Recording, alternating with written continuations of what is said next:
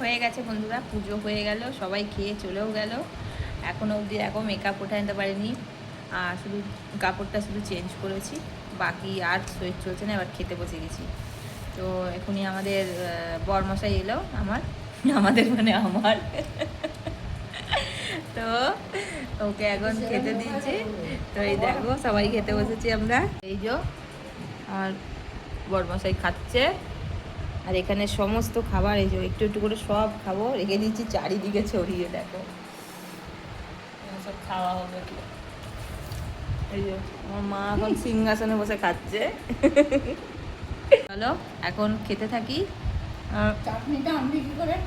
বেশি রাত হয়নি, তো খেয়ে নিই, তারপরে একটু শোয়ার ব্যাপার আছে, কারণ অনেক সকালে আছে, উঠা হয়েছে, কাজকর্ম অনেক হয়েছে।